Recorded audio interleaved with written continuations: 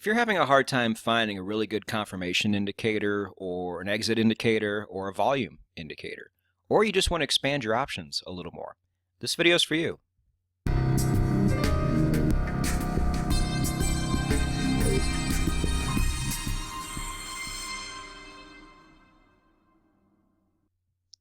If you were on my email list a long time ago, you have already seen this video in some capacity, but might be a good idea to go ahead and watch it again, and it's not going to be terribly long, maybe 15 minutes. So what else are you going to do? Come on, have fun, watch the video. In this video, what we're going to do is show you how to add a moving average onto an indicator that you have already downloaded. And what this will do will open up a lot of new possibilities that you didn't have before. This is a really cool little hack that a lot of people don't know how to do for some reason, but I'm going to show you that today. And towards the end of the video, I will have a little bit of an announcement for you as well, so stick around for that. Now, you are going to be awfully confused if you have not seen these videos already, in particular the trend indicators video. It's one of the most viewed videos I have, so I'm assuming that most of you have already seen it. But if you haven't, seriously, pause this and go watch it. I'm going to be saying things that won't make a lot of sense if you haven't seen that video already. Really important. I'll even put it in a little card up at the upper right-hand corner so you can just go right to it. Also, you're going to want to see the volume video. I'm going to mention a volume indicator here and a way you can actually improve it. And you won't know what I'm talking about unless you've seen that video as well. Also, the MACD video helps, I think, in this situation. We're going to talk about something you can do that I spoke about in the MACD video. And then, to a lesser degree, episode 18 of the podcast where I talked more about exit indicators. This will give you enough base information to really understand what's going on in this video here. So going and watching these 4 videos right now is not like a death sentence. It's actually really fun, and you're going to learn a lot and be able to put a really good system together even before watching this video. But this video here is going to make this process even better. And I say that for this reason. Now, in your search for your algorithm and all these indicators that you've never seen before, you're going to run into a lot of them that are completely useless. There's really nothing you can do with them. But I told you before to still, even if you can't find a really good use for them, hang on to them anyway. Save them on your computer, on a flash drive or somewhere, and then because you never know when you might need them again, like now. Because by adding a moving average onto some of these indicators, you can actually turn it into something that you can really use and can really help you. It's amazing what one little extra step can do. So we're going to go to my charts now, and I'm going to show you a number of examples of how we do this and also show you how to go about doing this yourself. All right, here we are at the Euro-Dollar daily chart. Kind of bittersweet that we're on this thing. The chart, at least lately, hasn't given you really much in terms of trade entries, but this is kind of good because we highlighted especially this area right here and how an area like this, if you're a trend trader, can completely take down your account. So when you are putting your algorithm together and discovering all these new indicators, you want indicators and you want a system that will keep you out of places like this as much as possible. So it's good for that reason.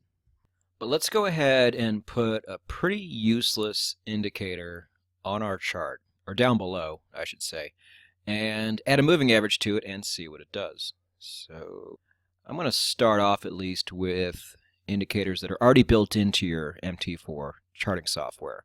So let's find accumulation. Where is that?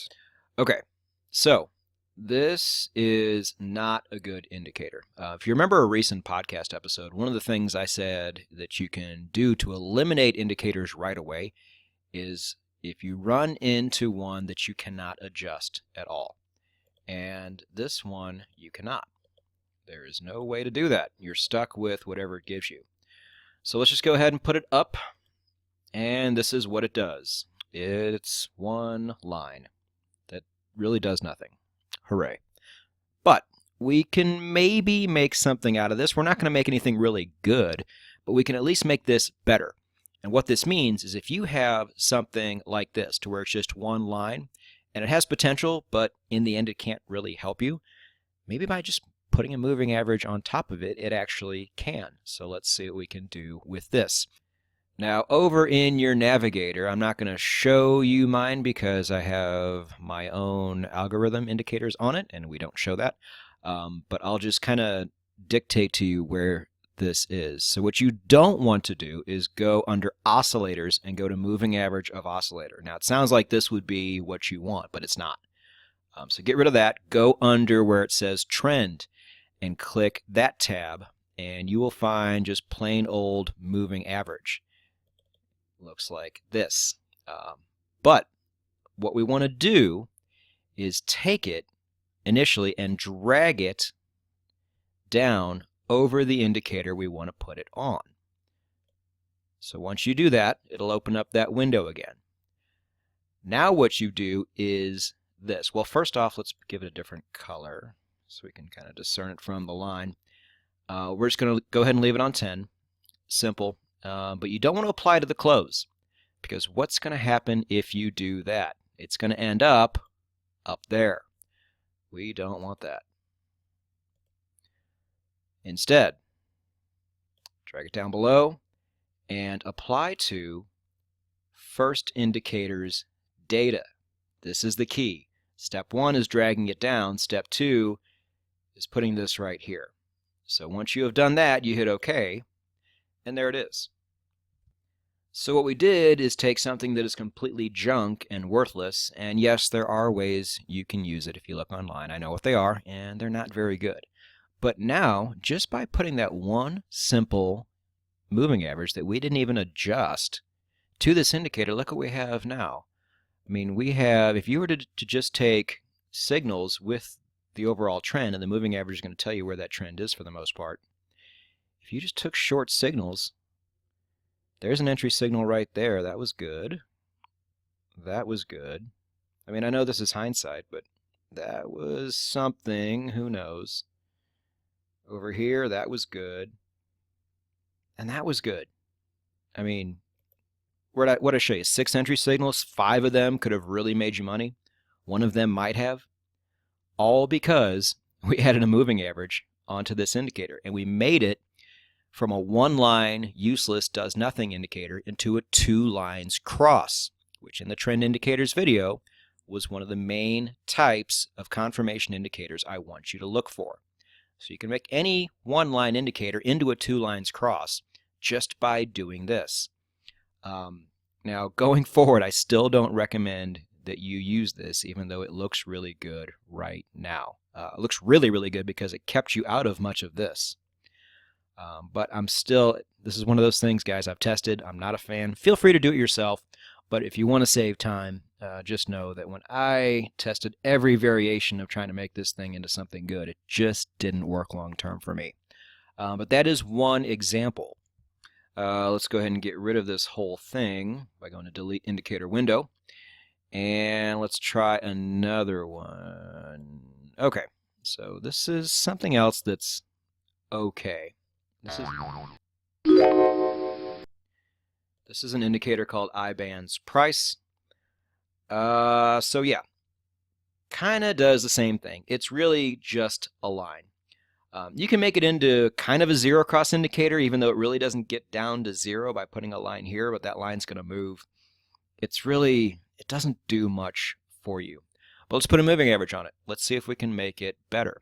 Make it a 2 lines cross indicator, and therefore making it viable. So, nope, that's not the one we want. That's the one I told you not to do. This one here. Apply to the close. Apply to first indicator's data. Let's make it purple. Let's do different period. See what happens. So, something you can actually use. Now, you guys know we're not reversal traders, so you wouldn't be taking trades like this. You would generally be taking trades with the trend. And so you'd be entering here, there, which would not have done much for you. Possibly here, which would have been okay, and then here again, which would have been nice. You get the idea. You took something that we really couldn't do anything with and turned it into something that we could actually do something with, for better or for worse. And sometimes it's just a matter of tweaking the settings. Sometimes it's a matter of just saying, okay, even when I add a moving average onto this thing, it's not working that well.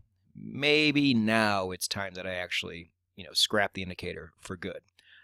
But hanging on to even indicators that didn't work well for you in the past can really be useful here, because sometimes it's just a matter of adding that second line.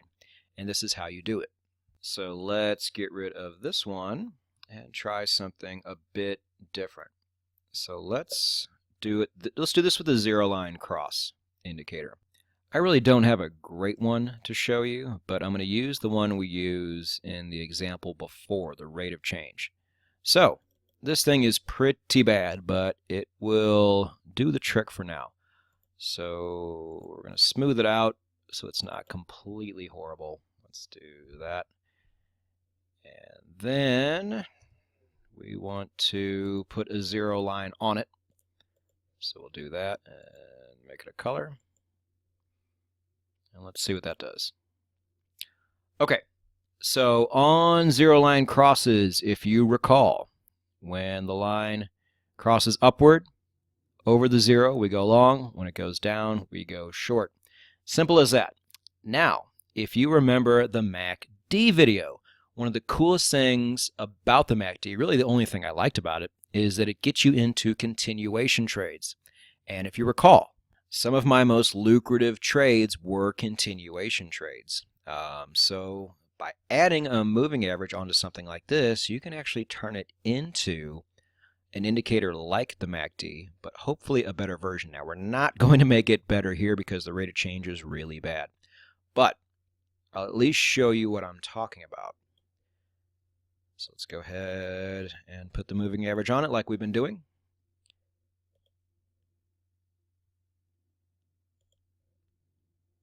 Let's do 10 and see what it does. Okay, so again, the rate of change is so jagged and awful that it's not going to give you a lot of great trades. But what I mean by continuation is when these lines are already both below zero, when it crosses down again, that gives you the chance to enter a continuation trade. Now, this thing is so bad, I don't think it gave you one good one. Well, actually it did. This one right here. This would be a good example. So right here, a little bit of drawdown, and then a really nice trend. That would have been a loss. That would have been a loss. But you get the idea. You guys know how smooth the MACD is for the most part. If you have a zero lines cross indicator that is already fairly smooth and has really good potential, just by adding a moving average on it, you can allow it to get into those continuation trades that we saw in the MACD video. And trust me, you are going to want that. Now, for those of you keeping score at home, trying to figure out the algorithm, continuation trades are not really a part of it. They're just kind of an add-on. But they're super important, and you want to take part in them. And this is how you do it. Again, this is a terrible example, because the only example I could think of at the time is the rate of change, and it's super messy. But if you have something that works a lot better, throw a moving average on there, play around with the settings, and see how it does in terms of getting you into those awesome continuation trades. Because that is the criteria for both of these lines to be under zero or over zero for longs, but these are mostly under. And then when they cross down again, you would enter right there. That's how you do it. Now, one more example. You can do this with a volume indicator as well. When I did the volume and the volatility indicator video, some of you guys already did it. And I had to sit there and pretend like I didn't know how to do it because we just weren't at this particular video yet.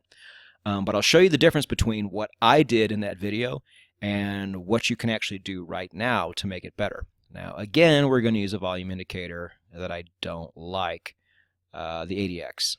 So here's that. Where are we at? 14's fine, but let's just give it a line like we did before. I think it was 25.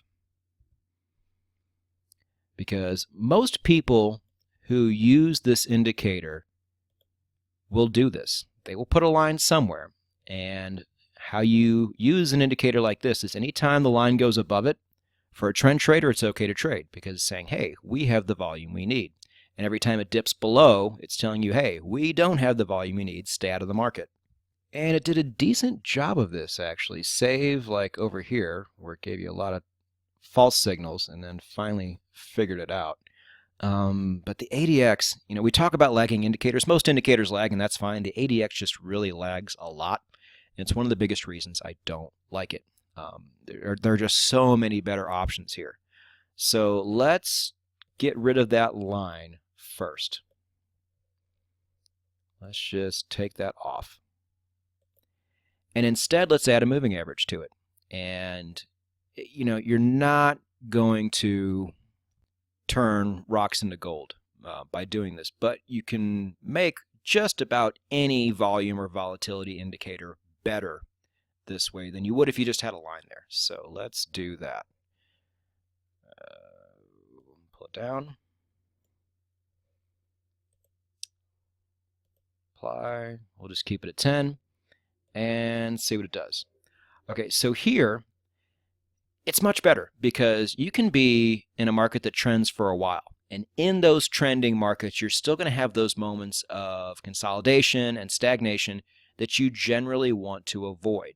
Now, if you just had that old line we had there, it would take the ADX forever to go all the way down below that line and say, hey, trader, don't trade right now. And by then, you could have taken a ton of losses once the market decides to go sideways. With this, it's a lot better because the moving average adjusts to where volume already is. So it would have told you to take a little bit of a break there and then resume here. Not ideal, but not bad. That would have done okay for you. It would have gotten you out of all this, which is really good. Again, because the ADX is going to give you a lot of false signals no matter what you do. So this would not have been very good. That wouldn't have either, but it figured it out eventually. So even though it's not great, it is better than what we had before simply by putting one of these on it. And you can do that with your volatility indicators as well.